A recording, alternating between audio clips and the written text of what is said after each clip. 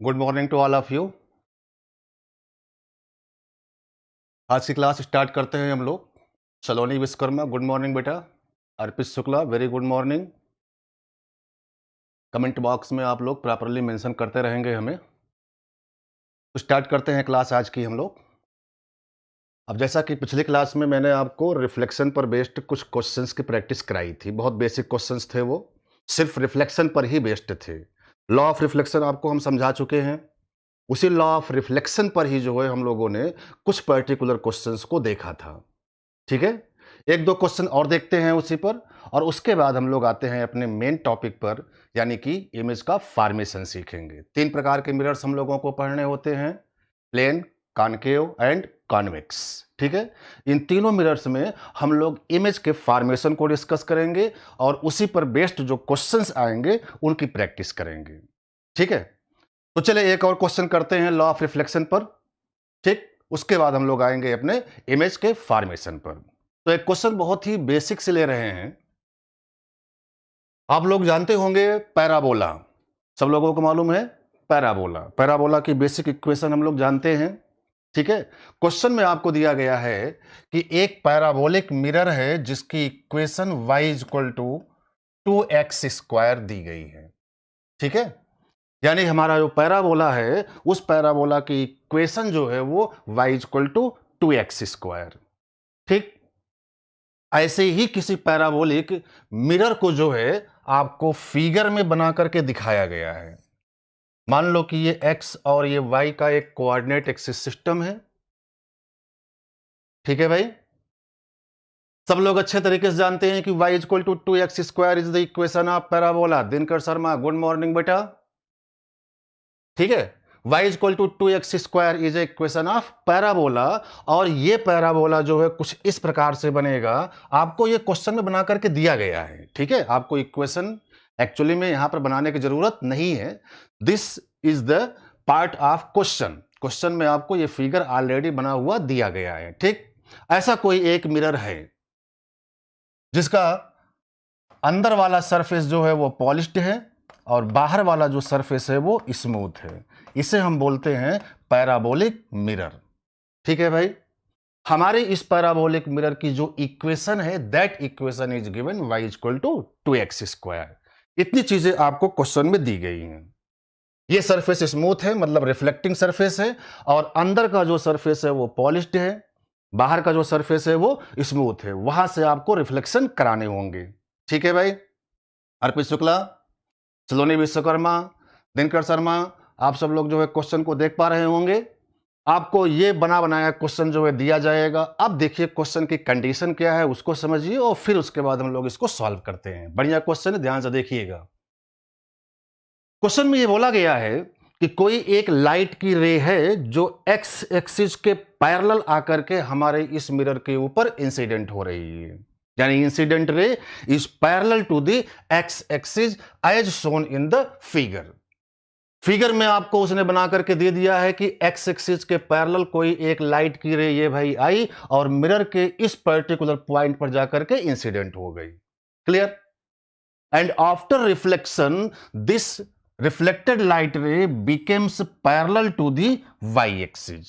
यहां से बोलो क्या भाई लाइट रे हमारी रिफ्लेक्ट होगी? बिल्कुल। सब लोग अच्छे तरीके से जानते हो कि अगर कोई भी लाइट रे किसी सरफेस पर जाकर के इंसिडेंट होगी तो उस सरफेस पर से जो है वो लाइट रे रिफ्लेक्ट भी होगी। तो हमारे इस पर्टिकुलर क्वेश्चन में ये बोला गया है कि this is a parabolic mirror whose equation is y equal to 2x²। ठीक है, and a light ray parallel to the X axis incident on the mirror after the reflection light ray becomes parallel to the Y axis. Right, आप लोग इसे note करेंगे सभी लोग। This is a given problem, मैं यहां पर लिख दे रहा हूं। इंसिडेंट रे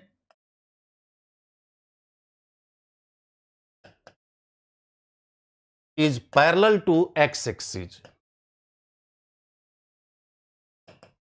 ठीक है, एंड रिफ्लेक्टेड लाइट रे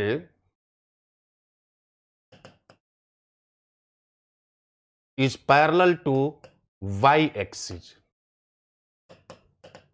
इतनी चीज आपको दी गई है। ठीक है, तो पूछा जा रहा है कि then find out the point of reflection of mirror, यानी कि मिरर के किस पॉइंट से जो है हमारी ये लाइट रे रिफ्लेक्ट होगी, आपको वो पॉइंट कैलकुलेट करना है। तो भाई अपने को नहीं मालूम है कि मिरर के किस पॉइंट से जो है लाइट रे रिफ्लेक्ट होकर के वाई एक्सिस के पैरेलल होगी। गिवन ये है कि इंसिडेंट रे एक्स एक्सिस के parallel and reflected light ray Y axis के पैरेलल है। तो बताइए कि मिरर के किस पॉइंट से, मिरर की इक्वेशन भी आपको दी गई है, y equal to 2x², this is a parabolic mirror. तो ऐसे किसी पैराबोलिक मिरर के किस पॉइंट से जो है एक्स एक्सिस के पैरेलल आने वाली light ray after reflection Y axis के पैरेलल जाएगी। यानी we have to find out the coordinates of the point of reflection. ठीक है भाई, तो मान लिया कि हमारे इस पॉइंट के कोऑर्डिनेट x, y है। ठीक, अपने को इसी x और y की वैल्यू फाइंड करनी है। सब लोग अच्छे से देख लो भाई। दिनकर शर्मा, क्वेश्चन आप सब लोगों को दिख गया होगा और 1 मिनट का मैं आप सब लोगों को टाइम दे रहा हूं कि इस पॉइंट के कोऑर्डिनेट क्या हैं वो आप कैलकुलेट करो। उसके बाद हम सब लोग जो है मिलकर के इसको डिस्कस करेंगे। ठीक, तो चलिए स्टार्ट हो जाइए और इसे अटेम्प्ट करने की कोशिश करो। आप law of reflection he apply करना है। मैंने आपको पहले ही बताया है कि हम लोग जो भी क्वेश्चन आज डिस्कस करेंगे वो सिर्फ और सिर्फ लॉ ऑफ रिफ्लेक्शन पर ही बेस्ड होगा। कुछ भी इसमें ऐसा नया नहीं होगा जो हम लोगों ने अभी तक नहीं पढ़ा है। हाँ, थोड़ी सी बेसिक ज्योमेट्री जरूर लगेगी। जो लोग मेडिकल वाले हैं, मेडिकल स्टूडेंट्स जो है, हो सकता है कि उनके लिए ये प्रॉब्लम जो है थोड़ी सी मुश्किल हो, बिकॉज इसमें थोड़ी सी मैथमेटिक्स चलेगी भाई। बट जो लोग इंजीनियरिंग स्टूडेंट हैं उनके लिए ये बिल्कुल जो है बच्चों वाली प्रॉब्लम है। दिनकर शर्मा, आप इंजीनियरिंग वाले स्टूडेंट्स हो, आपके लिए ये प्रॉब्लम बहुत ही बेसिक प्रॉब्लम हो गई है। मेडिकल स्टूडेंट के लिए मैं इसे बहुत अच्छी प्रॉब्लम की कैटेगरी में रखूंगा। तो चलिए करते हैं इसको। जिनके आंसर आ जाएंगे वो हमें कमेंट बॉक्स में मेंशन करेंगे। Okay,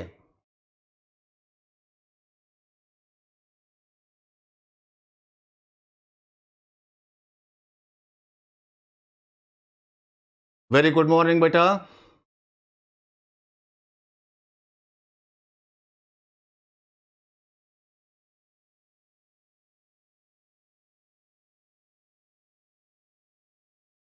Jain 6 right, good morning बेटा।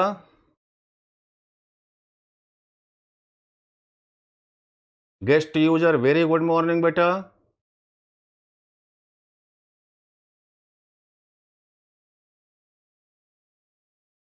ओके, चलिए हम लोग अब इसको करते हैं। नेहा, देखते हैं कैसे करते हैं, इसको समझते हैं। लॉ ऑफ रिफ्लेक्शन आप सब लोगों को मालूम होगा। लॉ ऑफ रिफ्लेक्शन क्या होता है? इंसिडेंट एंगल और reflected angle must be same. कोई भी लाइट रे जिस एंगल पर आकर के इंसिडेंट होगी एग्जैक्टली उसी एंगल पर वो लाइट रे रिफ्लेक्ट होती है। This is called the law of reflection. अच्छा, अब ये इंसिडेंट एंगल क्या होता है, रिफ्लेक्टेड एंगल क्या होता है, ये भी आपको मालूम होना चाहिए। हम लोग जो अच्छे तरीके से देख चुके हैं कि नॉर्मल और इंसिडेंट रे के बीच का जो एंगल होगा उसे क्या बोला जाएगा? Incident angle. नॉर्मल और रिफ्लेक्टेड लाइट रे के बीच का जो एंगल होगा उसे क्या बोला जाएगा? Reflected angle. और ये दोनों एंगल जो होते हैं वो ऑलवेज क्या होते हैं? Same. This is called the law of reflection. यहां पर देखिए ये इंसिडेंट रे है और ये रिफ्लेक्टेड रे है। हमें इंसिडेंट एंगल और रिफ्लेक्टेड एंगल देखना है तो उसके लिए ये बहुत जरूरी है नॉर्मल पता होना। जब तक नॉर्मल हम लोग यहां पर नहीं पता कर पाएंगे तब तक हम लोग इंसिडेंट और रिफ्लेक्टेड एंगल फाइंड नहीं कर सकते हैं, क्योंकि इंसिडेंट एंगल और रिफ्लेक्टेड एंगल हमेशा नॉर्मल से लिए जाते हैं। तो चलिए इस पॉइंट पर हम लोग जो है नॉर्मल ड्रा कर दें भाई। तो ये मान लेते हैं कि पॉइंट P पर जो है एक नॉर्मल हो गया। ध्यान रखिएगा ये नॉर्मल है at point P on the mirror, जहां पर ये लाइट रे हमारी आकर के इंसिडेंट हो रही है। अब अगर ये नॉर्मल हो गया है तो ये जो एंगल होगा बोलो वो एंगल क्या कहलाएगा? इंसिडेंट एंगल, क्योंकि ये इंसिडेंट रे है और ये कौन सा है भाई? नॉर्मल है। दोनों के बीच का जो एंगल होगा उसे हम लोग क्या बोलेंगे?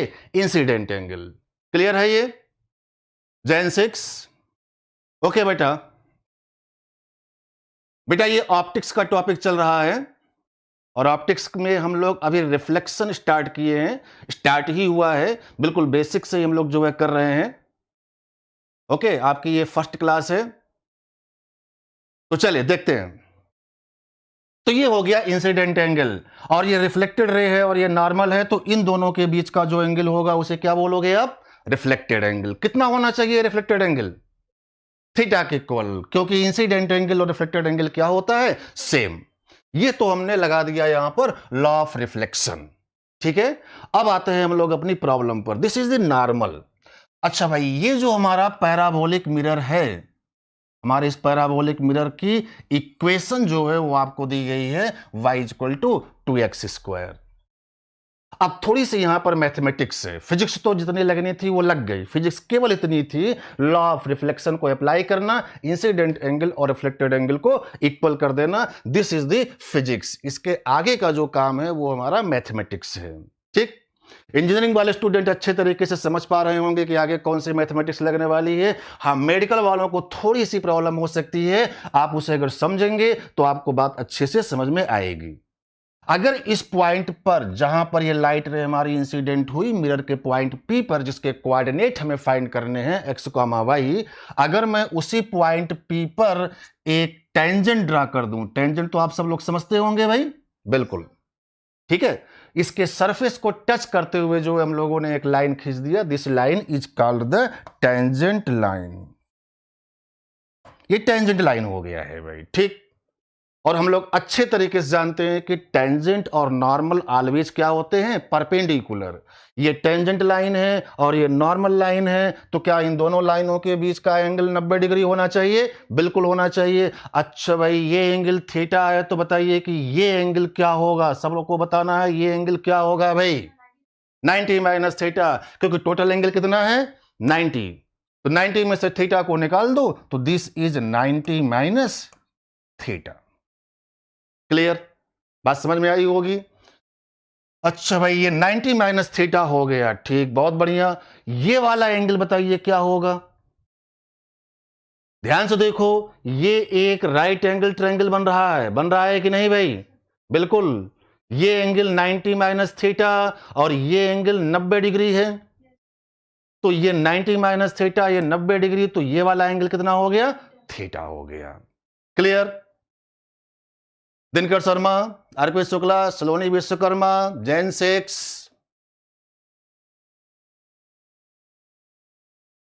सबको ये बात समझ में आ रही होगी कि ये एंगल थीटा हम लोगों ने कैसे लिखा?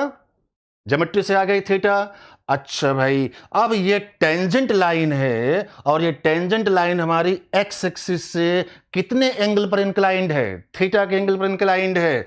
और अगर इसी थीटा का हम लोग tan फाइंड कर लें, तो इसे बोला जाता है स्लोप। क्या बोलते हैं हम लोग? Slope of the tangent. तो this tan theta is called slope of tangent.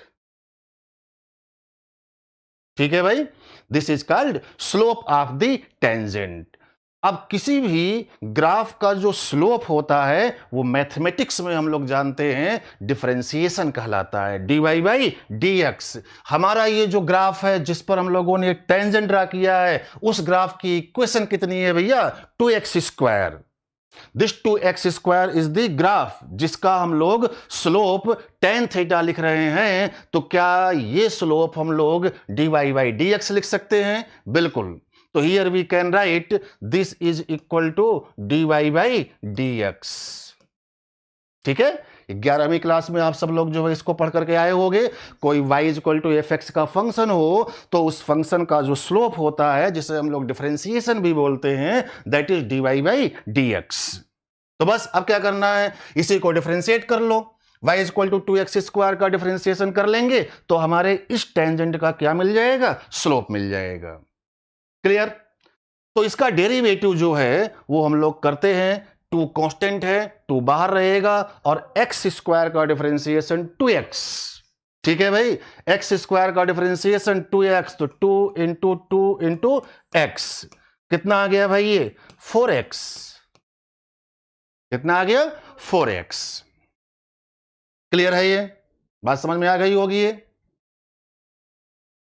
तो टेन थीटा की वैल्यू आ गया 4x, this is the slope. Clear. अच्छा भाई, अब जरा ध्यान से देखो, क्वेश्चन की कंडीशन में हमारी इंसिडेंट रे वो लोग किसके पैरेलल थी? एक्स एक्सिस की। और रिफ्लेक्टेड लाइट रे वो लोग किसके पैरेलल थी? वाई एक्सिस के। तो बताइए इस और इस लाइट रे के बीच का कुल एंगल कितना हो जाएगा? 90 डिग्री हो जाएगा, क्योंकि ये एक्स एक्सिस है और ये क्या है भाई? वाई एक्सिस है। टोटल एंगल दोनों के बीच का कितना हो गया? 90 डिग्री। तो बताइए थीटा की वैल्यू क्या होगी? 45। बोलो भाई, थीटा प्लस थीटा क्या 2 थीटा हुआ, और 2 थीटा की वैल्यू 90 डिग्री, तो थीटा की वैल्यू कितना हो गया? 45 डिग्री। मतलब इंसिडेंट एंगल 45 डिग्री था और रिफ्लेक्टेड एंगल भी कितना था? 45 degree. This is the condition of problem. Clear है ये? कोई बहुत बड़ी मैथमेटिक्स हम लोग यहां पर अप्लाई नहीं कर रहे हैं, समय जरूर लग रहा है, लगाइए, लेकिन अगर आप ये क्वेश्चन अच्छे से समझ जाओगे, इसके टेक्निक समझ जाओगे, तो बस अब वो क्वेश्चन में करेगा क्या भाई? इस इक्वेशन को ही तो बदलेगा। जैसे हमने y equal to 2x² parabola ले लिया, y इक्वल टू x³ का कोई सरफेस ले ले, y इक्वल टू x⁴ का कोई सरफेस ले ले, व्हाट एवर कोई भी सरफेस ले ले, कोई भी मिरर ले ले, पैराबोलिक मिरर हो, इलिप्टिकल मिरर हो और हाइपरबोलिक मिरर हो, प्रोसीजर सब में जो है सॉल्व करने का यही चलेगा। ठीक है? तो इसी एक क्वेश्चन से बहुत सारे क्वेश्चन को सॉल्व करने की जरूरत नहीं है। केवल एक क्वेश्चन अगर हम लोग सॉल्व करें, बट अगर उसे कंसेप्चुअली समझ लें, तो हमारी बाकी की प्रॉब्लम्स भी सॉल्व हो जाती हैं। ठीक है? आई थिंक अब आप लोगों को आइडिया हो गया होगा कि क्या चीजें होनी चाहिए। बिल्कुल। अब ये tan theta slope of the function था जिसकी वैल्यू 4x आया, तो रख दो भाई थीटा की वैल्यू कितना होता है? थीटा की वैल्यू 45। तो tan 45 आएगा, और tan 45 कितना होता है? 1। यानी 4x is comes out 1। Clear है ये? 4x की वैल्यू 1 के इक्वल आ गया, तो बोलो भाई x की वैल्यू कितना? 1/4। एक आंसर आ गया। हमसे क्या पूछा गया था? x और y की वैल्यू। क्वेश्चन में पूछा गया था कि बताओ भाई मिरर के किस पॉइंट पर ये लाइट रे जाकर के इंसिडेंट होनी चाहिए कि आफ्टर रिफ्लेक्शन वो वाई एक्सिस के क्या हो जाए? पैरेलल। तो हमारे उस पॉइंट का एक कोऑर्डिनेट फाइंड हो गया, और वो कौन सा कोऑर्डिनेट फाइंड हुआ? एक्स वाला, जिसकी वैल्यू कितनी आ गई? 1/4। ठीक। चलो बहुत बढ़िया। अब y की वैल्यू आपको निकालनी है। अरे भाई x आ गया, तो x की वैल्यू इसमें पुट कर दो, क्या y की वैल्यू फाइंड हो जाएगी? बिल्कुल। तो रख कर देखते हैं। तो y की जो वैल्यू आएगी, this is comes out 2 times of x² है, यानी कि 1/4 का स्क्वायर। ठीक है? And this is comes out 1/8। Right? Saloni Vishwakarma, very good. सबको ये बात समझ में आ गई? कई लोगों ने निकाल भी लिया आंसर। तो आंसर आया 1/4, 1/8। इस पर्टिकुलर क्वेश्चन का जो आंसर है, पॉइंट P के कोऑर्डिनेट जो थे वो 1/4, 1/8। चलो भाई नोट कर लो सब लोग इसको, और आगे बढ़ते हैं। तो लॉ ऑफ रिफ्लेक्शन का सिंपल सा एप्लीकेशन हम लोगों ने इस प्रॉब्लम में किया। बाकी जो है बेसिक ज्योमेट्री हम लोगों ने यहां पर अप्लाई की। थोड़ी बहुत मैथमेटिकल ज्योमेट्री आप सब लोगों को मालूम होनी चाहिए, तभी हम लोग फिजिक्स में प्रॉब्लम्स को आगे अटेम्प्ट कर सकते हैं। अब इसी इक्वेशन में वो अगर हम लोग बदलते चलें, y इक्वल टू 2x² की जगह पर कोई दूसरी इक्वेशन ले लें भाई, तो क्या ये प्रोसीजर चेंज हो जाएगा? बिल्कुल नहीं, प्रोसीजर यही सब चलेगा, तरीका यही होगा। ठीक है? हर रिजल्ट हमारे अलग अलग आएंगे, लेकिन काम करने का जो तरीका होगा वो बिल्कुल ऐसे ही होगा। तो this is a very good question for the medical student. Engineering वालों के लिए बेसिक प्रॉब्लम की कैटेगरी की प्रॉब्लम मानी जाएगी, और मेडिकल वालों के लिए ये बहुत अच्छे लेवल की प्रॉब्लम हो गई है। ठीक। तो चलिए आगे बढ़ते हैं हम लोग अब, और अब बात करते हैं हम लोग ऑब्जेक्ट और इमेज की।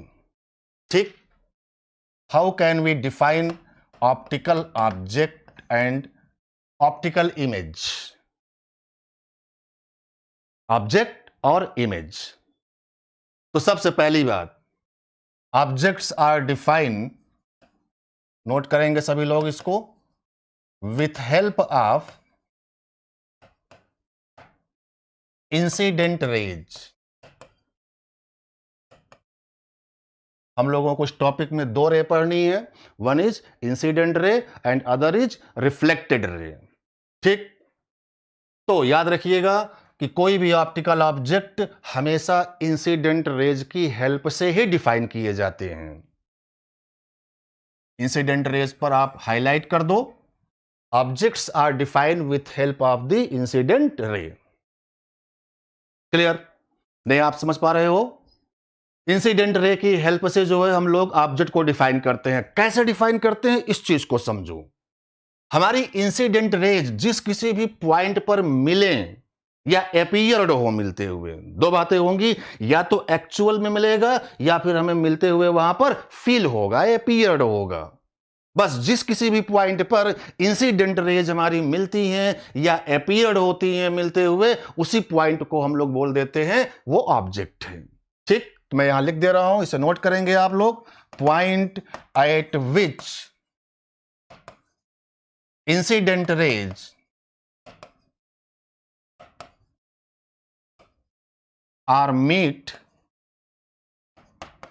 or appear to meet called object। कई लोगों को कंफ्यूजन होता है तो उसे क्लियर कर लो आप। ऑब्जेक्ट्स को डिफाइन करने वाली लाइट रे हमेशा कौन सी लाइट रे होंगी भैया? इंसिडेंट रेज होंगी। ठीक है, अब ये इंसिडेंट रेज जिस किसी भी पॉइंट पर जाकर के मिल रही होंगी या मिलते हुए अपीयर हो रही होंगी, उसी पॉइंट को हम लोग क्या बोल देंगे? ऑब्जेक्ट बोल देंगे। दो प्रकार के ऑब्जेक्ट हम लोग पढ़ते हैं, एक को हम लोग बोलते हैं रियल ऑब्जेक्ट, नाम सुना होगा सब लोगों ने, और एक को हम लोग बोलते हैं वर्चुअल ऑब्जेक्ट।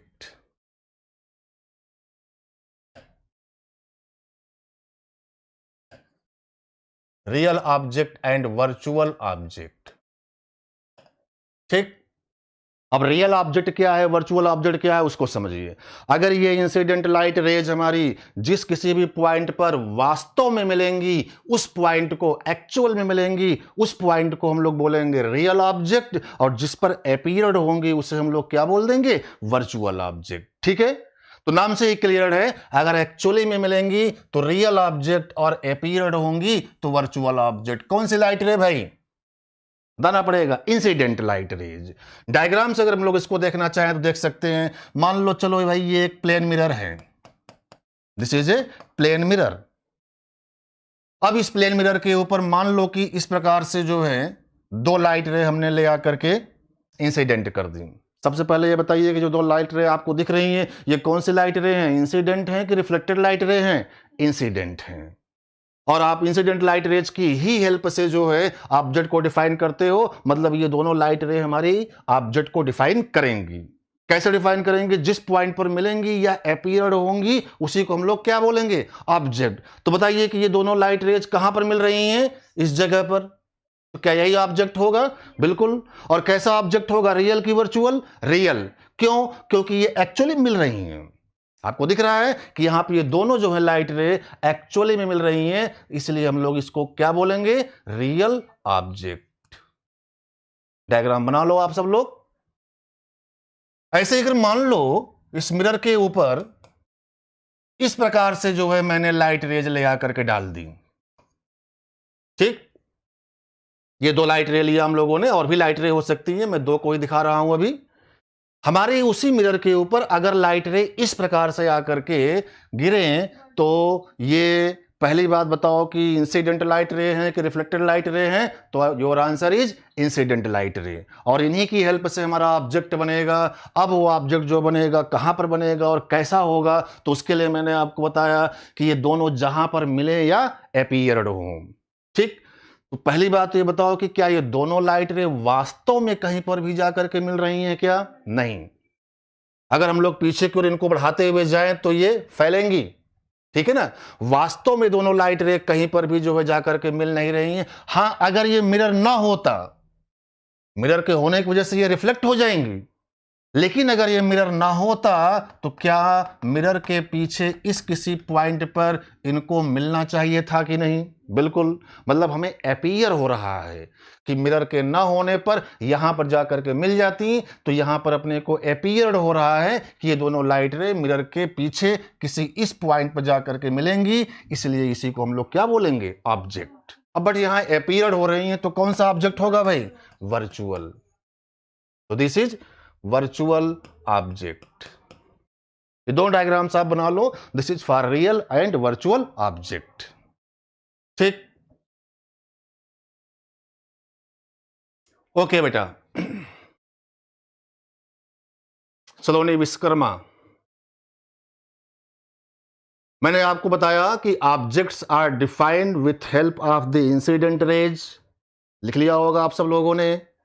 अब कैसे डिफाइन करते हैं उसके बारे में मैंने बताया कि ये हमारी इंसिडेंट लाइट रेज जिस किसी भी पॉइंट पर मिलें या अपीयर्ड हो मिलते हुए, that point is called the object. ठीक है, अब अगर एक्चुअली में मिलेंगी तो रियल और अपीयर्ड होगा तो वर्चुअल। ठीक है, बहुत बेसिक सी बात हम लोगों ने सीखी ऑब्जेक्ट के बारे में। कुछ यहां पर और चीजें हम लोग समझते हैं ऑब्जेक्ट को लेकर के, जहां से खास तौर पर मेडिकल में जो है क्वेश्चन पूछे जाते हैं।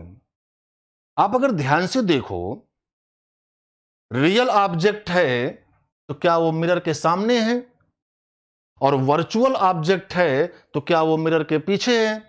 बिल्कुल, और ये तो बिल्कुल लॉजिकल सी बात है भाई। रियलिटी का मतलब जो हमारे सामने हो रहा हो, वास्तव में हमारे सामने कोई चीज अगर होते हुए दिखती है हमें, तो हम बोलते हैं कि वो चीज रियल में है।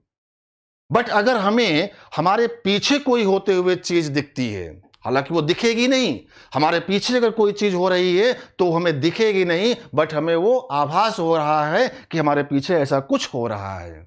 ठीक है, तो अब आप ऐसे समझो कि कोई भी चीज, अभी तो हम ऑब्जेक्ट के बारे में ही बता रहे हैं, आगे मैं आपको इमेज के बारे में भी बताऊंगा। इसके आगे रिफ्रैक्शन का टॉपिक हम लोग पढ़ेंगे, वहां पर भी हम लोग रियल और वर्चुअल ऑब्जेक्ट वगैरह की बात करेंगे। तो याद रखिए कि कोई भी चीज अगर सामने होगी तो वो रियल होगा, चाहे वो ऑब्जेक्ट हो चाहे वो इमेज हो।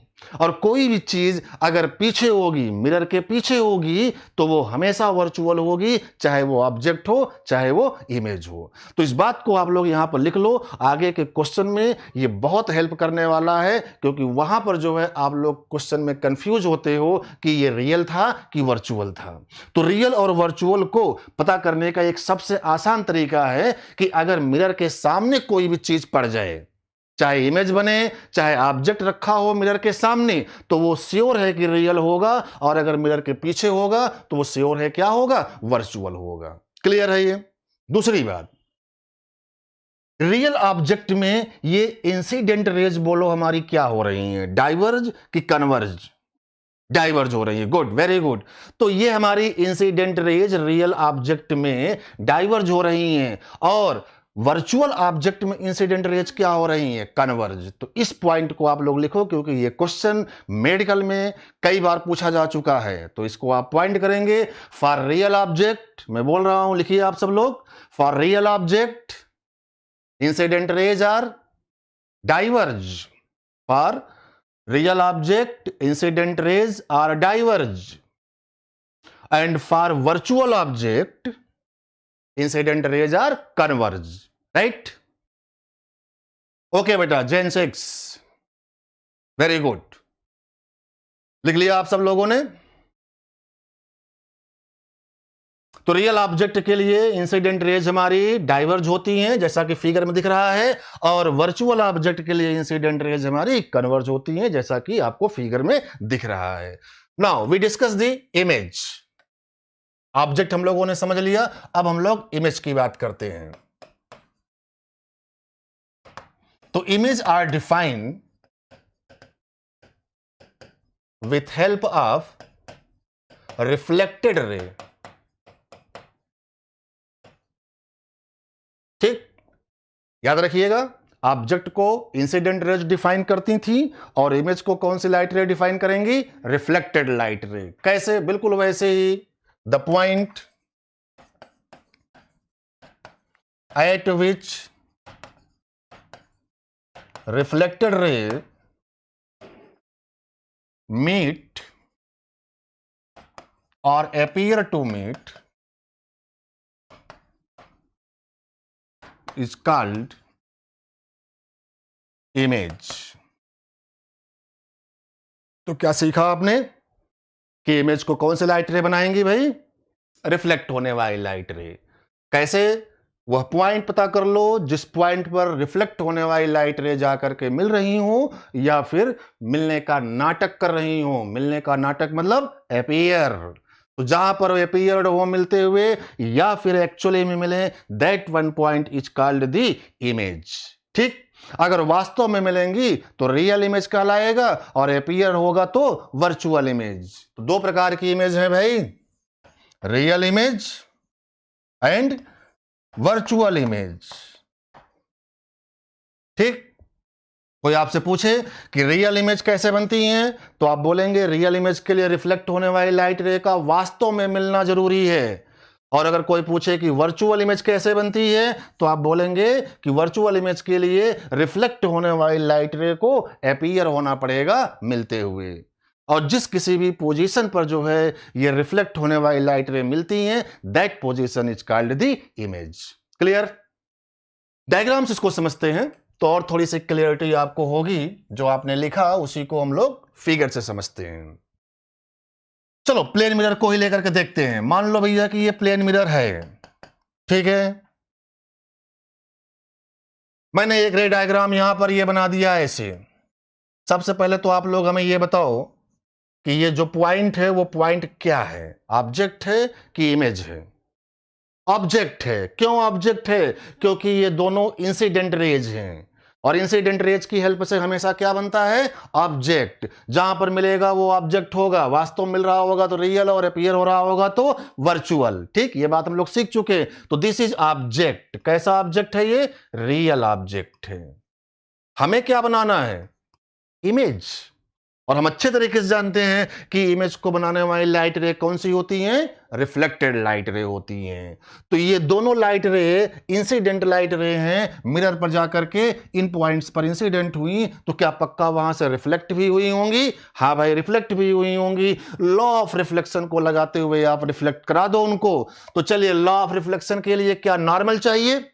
गुड, नॉर्मल चाहिए हमें। तो इस जगह पर अगर हम लोग नॉर्मल लाइन ड्रा करें तो ये बना, ये इंसिडेंट एंगल हो गया होगा। आना बोलना पड़ेगा सबको भाई। तो ये इंसिडेंट एंगल हो गया, तो क्या इसी एंगल पर ये लाइट रे रिफ्लेक्ट होकर के ऐसे चली गई होगी? बिल्कुल ऐसे जाएगी। तो this is the reflected light रे। ठीक है, ऐसे ही यहां पर नॉर्मल ये होगा, ये इंसिडेंट एंगल होगा, और उतने ही एंगल पर ऐसे ये लाइट रे रिफ्लेक्ट होगी। तो this is the reflected light रे। ये वाली दोनों लाइट रे जो रिफ्लेक्ट हुई हैं वही हमारी इमेज बनाएंगी। अब यही दोनों लाइट रे, रिफ्लेक्ट होने वाली लाइट रे, जिस किसी भी पॉइंट पर जाकर के मिलेंगी या अपीयर होंगी, उसी पॉइंट को अपन लोग क्या बोलेंगे? इमेज। तो बताइए, क्या ये दोनों लाइट रे वास्तव में जाकर कहीं मिलेंगी? क्या नहीं मिलेंगी भाई, डाइवर्ज हो रही हैं। बट अपने को ऐसा लग रहा है कि ये दोनों लाइट रे मिरर के पीछे एक्सटेंड कर दें अगर, तो यहां पर अपीयर हो रही हैं। अपने को ऐसा लगेगा कि ये दोनों रिफ्लेक्टेड लाइट रे इस जगह से आ रही हैं। ठीक है भाई, तो इसी पॉइंट को हम लोग इमेज बोलेंगे। बट बोलो कैसी इमेज होगी ये? Virtual image. गुड, तो दिस इज वर्चुअल इमेज।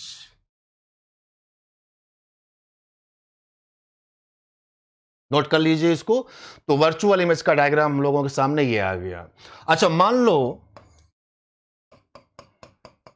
इस मिरर के ऊपर ऐसे कोई दो लाइट रे हम लोग ले आकर के इंसिडेंट कर दें, तो फर्स्ट ऑफ ऑल ये बताओ कि ये दोनों लाइट रे ऑब्जेक्ट बनाएंगी कि इमेज बनाएंगी?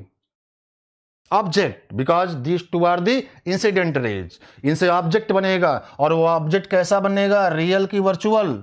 वर्चुअल, क्योंकि ये अपीयर हो रही है मिरर के पीछे। कोई भी चीज मिरर के पीछे होगा तो वो पक्का क्या होगा? वर्चुअल। मिरर के सामने होगा तो क्या होगा? रियल होगा। ठीक है, सलोनी विश्वकर्मा, जैन सेक्स। गुड।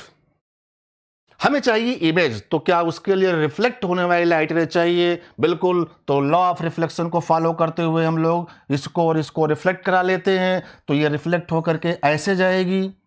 आना बोलना पड़ेगा भाई।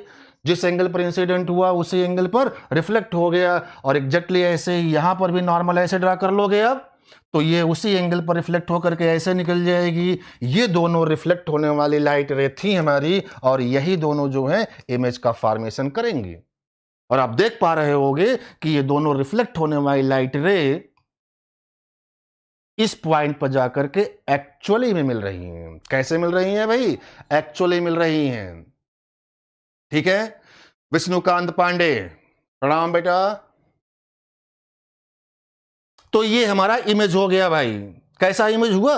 रियल, बिकॉज एक्चुअल मीट कर रहा है, तो this is called real image. ठीक है, और यहां पर ध्यान से देखो, जैसा कि मैंने पहले भी आपको बताया था कि मिरर के सामने कोई भी चीज हो, चाहे ऑब्जेक्ट हो चाहे इमेज हो, वो हमेशा क्या कहलाएगा? रियल। सामने वाली चीज रियल, और मिरर के पीछे अगर कोई भी चीज होगा तो वो हमेशा वर्चुअल होगा, चाहे वो ऑब्जेक्ट हो चाहे वो इमेज हो।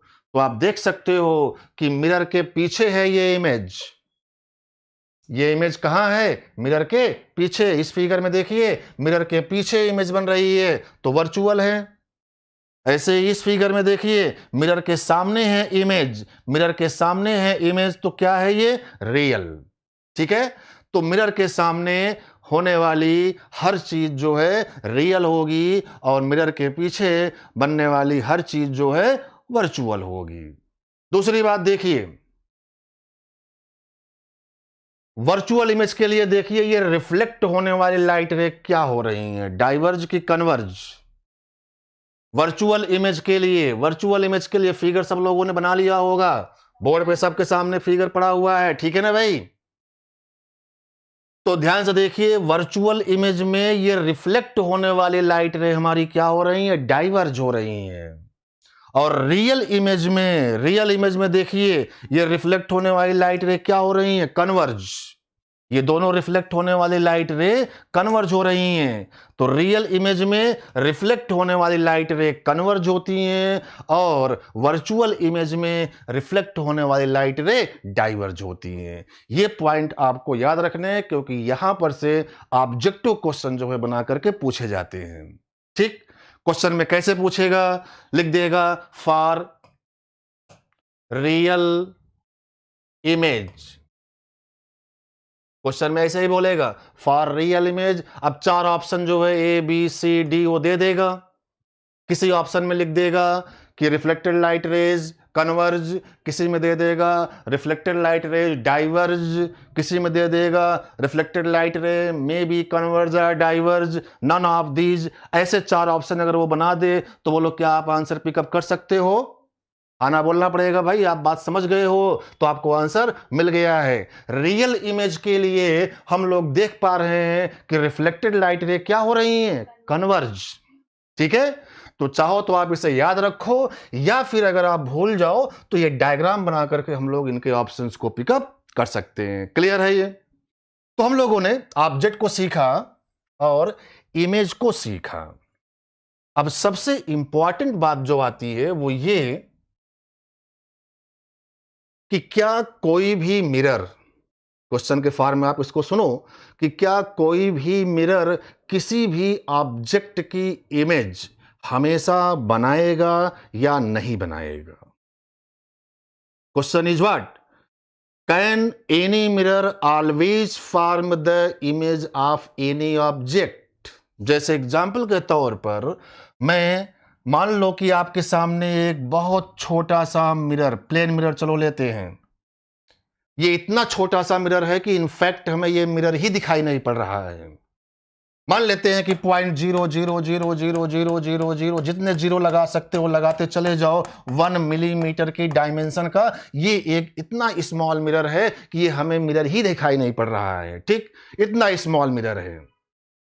अब इसी मिरर के सामने जो है मैंने एक बहुत बड़ा ऑब्जेक्ट, मान लो कि एक डायनासोर जो है ले आकर के खड़ा कर दिया है। ठीक, सपोज दैट ये डायनासोर है। तो हमारा क्वेश्चन ये है कि क्या इस छोटे से मिरर में, ये इतना छोटा है कि हमें मिरर भी दिखाई नहीं पड़ रहा है, इस डायनासोर की इमेज जो है बनेगी या नहीं बनेगी? मतलब क्या इस मिरर ने इस डायनासोर की इमेज बनाई होगी या नहीं बनाई होगी?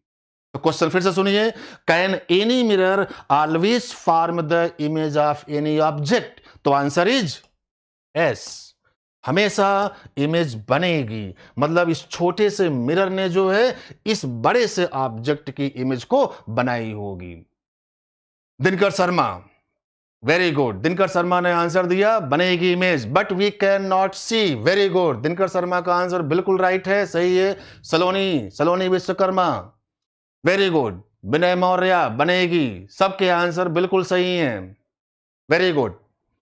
तो क्वेश्चन का आंसर तो भाई यही है कि बनेगी। अब बात को समझते हैं कि कैसे बनेगी, कैसे पता किया कि ये इमेज बनेगी। तो आ जाइए डेफिनेशन पर। मैंने अभी अभी आपको सिखाया कि इमेज कौन बनाता है भाई, रिफ्लेक्ट होने वाली लाइट रे। इमेज का फॉर्मेशन कौन सी लाइट रे बनाती हैं? रिफ्लेक्टेड लाइट रे। एक भी अगर रिफ्लेक्टेड लाइट रे हमें मिल जाएगी तो इमेज का फॉर्मेशन हो जाएगा। और एक भी लाइट रे को रिफ्लेक्ट होने के लिए क्या मिरर का एक पॉइंट भी सफिशिएंट होगा? बिल्कुल। मिरर के कोई भी एक पॉइंट को अगर हम लोग ले लें तो वहां से लाइट रे रिफ्लेक्ट होगी। अब ये मिरर भले ही कितना छोटा ही क्यों ना आप ले लो, इसमें क्या बहुत सारे पॉइंट रहे होंगे कि नहीं रहे होंगे? चाहे जितना आप छोटा से छोटा प्लेन मिरर क्यों ना ले लो, उसमें एक पॉइंट तो कम से कम हमें मिल ही जाएगा।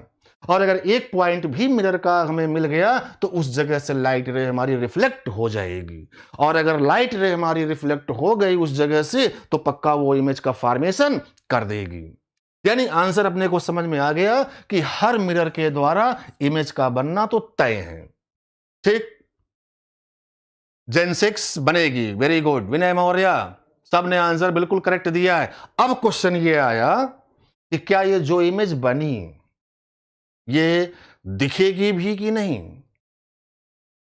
क्वेश्चन हमारा क्या था कि क्या कोई भी मिरर किसी भी ऑब्जेक्ट की इमेज को हमेशा बनाएगा कि नहीं? तो आंसर था कि हमेशा बनाएगा। इमेज हमेशा बनेगी भाई, क्योंकि इमेज को बनाने के लिए कम से कम एक रिफ्लेक्ट होने वाली लाइट रे हमें चाहिए होती है। और एक रिफ्लेक्ट होने वाली लाइट रे पक्का हमें मिलेगी मिरर डायमेंशन में, चाहे जितना छोटा ही क्यों ना हो। अब बात आई कि उस मिरर ने जो इमेज बनाई, क्या वो इमेज देखने वाले को जरूरी है कि दिखेगी ही? तो आंसर इज दिख भी सकती है और नहीं भी दिख सकती है। तो कोई भी इमेज जो बन रही है वो अपने को दिखाई पड़ भी सकती है और नहीं भी पड़ सकती है। ध्यान रखिएगा, इमेज का बनना अलग बात होती है और इमेज का दिखना अलग बात। बनना और दिखना दोनों अलग अलग बातें हैं भाई। इमेज हमेशा बनती है, बट वो बनने वाली इमेज हमें दिख भी सकती है और नहीं भी दिख सकती है। तो दिनकर शर्मा ने एक्सप्लेन किया इस क्वेश्चन का answer, as we can see only when we are in the range of reflected light ray. Very good. तो चलिए, एक्चुअली में इसका answer we are not in the range of reflected light ray, our eyes की बात करनी है। ठीक है, तो चलिए इसी को समझते हैं। तो आप क्वेश्चन का आंसर फिलहाल लिख लो कि any mirror always form the image of any object but that image may or may not be seen by an observer. वो इमेज किसी ऑब्जर्वर को दिखाई पड़ भी सकती है और नहीं भी पड़ सकती है। ठीक, अब दिखाई पड़ने और न पड़ने का कॉन्सेप्ट समझिए। हमने आपको शुरुआती लेक्चर में, पहले वाले लेक्चर में ही आपको बताया था कि कोई भी चीज हमें कैसे दिखती है। तो फिर से उसकी एक बार बात हम करते हैं, ठीक है? तो ध्यान रखिएगा कि जो इमेज हमें यहां पर ऑब्जेक्ट को नहीं देखना है। ध्यान रखिएगा भाई, हम लोग यहां पर बनने वाली इमेज को देखना चाहते हैं, ऑब्जेक्ट को हमें नहीं दिखना है। तो जो भी इमेज बन रही है वो इमेज बना कौन रहा है? रिफ्लेक्ट होने वाली लाइट रे। अब यही रिफ्लेक्ट होने वाले लाइट रे अगर देखने वाले ऑब्जर्वर की आईज में जाकर के पहुंचेंगी, ठीक है, एक भी लाइट रे अगर ऑब्जर्वर की आईज में पहुंचेंगी तो पक्का वो इमेज उसे दिखेगी। और अगर रिफ्लेक्टेड लाइट रे ऑब्जर्वर की आईज में नहीं पहुंचेंगी तब जो है वो इमेज उसे नहीं दिखेंगी। इस पॉइंट को आप सब लोग नोट कर लेंगे, मैं बोल दे रहा हूं। विनय मौर्य, दिखेगा नहीं बेटा, दिखेगा नहीं। मे आर मे नॉट भी, दिख भी सकता है और नहीं भी दिख सकता है। सलोनी विश्वकर्मा, आपका आंसर है कि नहीं दिखेगा। दिख भी सकता है, नहीं भी दिख सकता है, दोनों आंसर देने पड़ेंगे। इसी को मैं एक्सप्लेन कर रहा हूं यहां पर कि कब दिखेगा और कब नहीं दिखेगा। ठीक है, आप लोगों ने देखा भी होगा ऐसा, एक ही मिरर में सब लोगों के घर में प्लेन मिरर है। अरे वही मिरर जिसमें आप लोग अपनी शक्ल देखते हो, तो सब लोगों ने जो है प्लेन मिरर में देखा होगा। कभी कभी ऐसा होता है कि किसी मिरर में आपको कोई चीज दिख रही है लेकिन दूसरे को वो चीज उसमें नहीं दिख रही है। ऐसा होता है ना। एक ही मिरर में आप कोई चीज देख पा रहे हो लेकिन दूसरा नहीं देख पा रहा है। एक ही चीज को एक बंदा देख रहा है और एक बंदा नहीं देख रहा है, तो जाहिर सी बात है कि यहां पर कुछ चक्कर है। क्या है उसकी बात करनी है अपने को। ठीक है, तो इस पॉइंट को नोट कर लो आप कि इफ रिफ्लेक्टेड लाइट रे, ठीक है, reach at the eyes of observer, reflect होने वाली लाइट रे ही जो है इमेज का फॉर्मेशन करती है, ध्यान रखिएगा। तो अगर ये रिफ्लेक्ट होने वाली लाइट रे ऑब्जर्वर की आंखों में पहुंचेंगी तब तो जो है उसे इमेज दिखेगी, अदरवाइज उसे इमेज नहीं दिखेंगी। एक भी लाइट रे अगर ऑब्जर्वर की आईज में पहुंची तो उस ऑब्जर्वर को इमेज दिख जाएगी, अदरवाइज वो इमेज नहीं दिखेगी। ठीक, तो इसी को हम लोग बोलते हैं फील्ड ऑफ व्यू। क्या बोलते हैं? Field of view. ये फील्ड ऑफ व्यू क्या है उसको समझिए। किसी मिरर के ऊपर लाइट रे जाकर के अगर इंसिडेंट हो तो उस मिरर के हर पॉइंट से वो लाइट रेज क्या होंगी? रिफ्लेक्ट होंगी। और ये रिफ्लेक्ट होने वाली लाइट रे जहां जहां तक भी जाएंगी, जिस जिस रीजन में ये रिफ्लेक्ट होने वाली लाइट रे जाएंगी, उसी रीजन को ही हम लोग क्या बोलते हैं? Field of view. क्यों इसको फील्ड ऑफ व्यू का नाम दिया भाई? क्योंकि उसी रीजन में अगर ऑब्जर्वर की आईज होंगी तब उसकी आईज पर ये रिफ्लेक्ट होने वाली लाइट रे पहुंच रही होंगी और उसे इमेज दिखाई पड़ रही होगी, और इमेज दिखेगी। इसीलिए हम लोग जो है बोलेंगे कि वो उसका फील्ड ऑफ व्यू हो गया, या फील्ड ऑफ विजन बोलते हैं। तो आप इसको समझिए, फील्ड ऑफ विजन। तो इन शॉर्ट में हम लोग इसको बोल सकते हैं कि द रीजन फ्रॉम विच, इसको आप लिख सकते हैं, the reason from which an image is seen by the observer. The region from which an image is seen by the observer is called the field of view. ठीक, या हम लोग इसे ये भी बोल सकते हैं कि the region in which reflected light rays are goes, वो सारा रीजन जिस रीजन में रिफ्लेक्ट होने वाली लाइट रे हमारी जाएंगी उसी को हम लोग क्या बोलेंगे? Field of view. और उसी रीजन में देखने वाले की आंखें अगर होंगी तो उसे वो इमेज दिखाई पड़ेगी। ठीक, जैसे एग्जाम्पल के तौर पर मैं आपको दिखा रहा हूं। मान लो कि ये प्लेन मिरर है भाई, ठीक है, इसके सामने हमने यहां पर एक ऑब्जेक्ट रख दिया है। पहली बात तो ये बताओ कि ये ऑब्जेक्ट रियल है कि वर्चुअल है? दिस इज द रियल, क्योंकि वो मिरर के सामने है भाई। याद रखिए, मिरर के सामने कुछ भी हो वो सब क्या होगा? रियल। और मिरर के पीछे होता तो वर्चुअल। तो हमने मिरर के सामने रखा है ऑब्जेक्ट, तो ये पक्का एक रियल ऑब्जेक्ट है। अब ऑब्जेक्ट से हमेशा क्या निकलती हैं? इंसिडेंट लाइट रे। तो हमारी इस ऑब्जेक्ट से एक दो इंसिडेंट लाइट रे निकली होंगी कि बहुत सारी निकली होंगी? बहुत सारी निकली होंगी, हर तरफ, पीछे भी, ऊपर भी, नीचे भी, बोर्ड के प्लेन के बाहर भी, अंदर भी, और मिरर के ऊपर भी आई होंगी लाइट रे। अपने काम वाली लाइट रे मिरर के ऊपर वाली हैं, तो चलिए हमने जो है ये लाइट रे जो है ऑब्जेक्ट से निकाला, सब इंसिडेंट लाइट रेज हैं, मिरर के हर पॉइंट पर जाकर के इंसिडेंट हो गई होंगी। समझना है इसको, ठीक? ऐसे और भी लाइट रे होंगी जो पीछे भी गई होंगी, वो सब अपने काम वाली लाइट रेज नहीं है। हमारे मिरर के ऊपर आने वाली ऑब्जेक्ट से ये सब इंसिडेंट लाइट रेज होंगी। क्या ये सब की सब रिफ्लेक्ट होंगी? बिल्कुल। ये वाली भी रिफ्लेक्ट होकर कुछ ऐसे चली गई होगी, ये वाली रिफ्लेक्ट होकर कुछ ऐसे गई होंगी। ये एक्सट्रीम वाली लाइट रेज हमने दिखाई है। ऐसे ये वाला भी रिफ्लेक्ट होकर के ऐसे गया होगा, ऐसे ये वाला नॉर्मली जो आया होगा वो नॉर्मली रिफ्लेक्ट होकर के चला गया होगा, ऐसे ये वाला, ऐसे सब रिफ्लेक्ट हुई होंगी भाई। सारी लाइट रेज को इस मिरर ने क्या कर दिया होगा? रिफ्लेक्ट कर दिया होगा। अब इसकी इमेज कहीं यहां पर बनी होंगी, क्योंकि यही रिफ्लेक्ट होने वाली लाइट रे कहीं यहां पर आकर के अपीयर्ड हो रही होंगी। आगे मैं आपको दिखाऊंगा कि ये सब की सब लाइट रे रिफ्लेक्ट होकर के एक कॉमन पॉइंट पर ही जाकर के अपीयर होंगी, उसी को हम लोग इमेज बोलते हैं। अब ये इमेज तो बन गई, इस मिरर ने इस ऑब्जेक्ट का इमेज तो उसने ये बना दिया।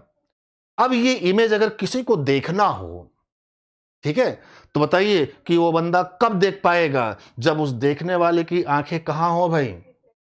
उन सारे रीजन में जहां जहां तक ये लाइट रे रिफ्लेक्ट होने वाली गई हैं। तो वो रीजन पूरा आपको ये दिख रहा है, मिरर, और ये एक्सट्रीम वाली लाइट रेज जो रिफ्लेक्ट हुई है, इसी के इस पूरे स्पेस को ही हम लोग बोलेंगे फील्ड ऑफ व्यू। क्योंकि इतने ही रीजन में जो है कोई ऑब्जर्वर की आईज होंगी तो उसे इमेज दिखेगी, अदरवाइज ये इमेज उसे दिखाई नहीं पड़ेगी। बनेगी तो, बट ये इमेज उसे दिख भी सकती है और नहीं भी दिख सकती है। इस डायग्राम को आप लोग बना लो। आगे मैं और भी कई सारे मिरर्स आपको लूंगा और उनके जो फील्ड ऑफ व्यू होते हैं उनकी भी बात करेंगे। ओके, तो चलिए नेक्स्ट क्लास में हम लोग मिलेंगे और फील्ड ऑफ व्यू पर कुछ क्वेश्चन को आगे बढ़ाते हुए हम लोग जो है प्लेन मिरर की स्टडी को जो है कंटिन्यू करेंगे। अगली क्लास आप लोगों की केमिस्ट्री की स्टार्ट होने वाली है, तो नेक्स्ट क्लास में हम लोग जो है इसको आगे बढ़ाने वाले हैं। ठीक, okay, thank you very much.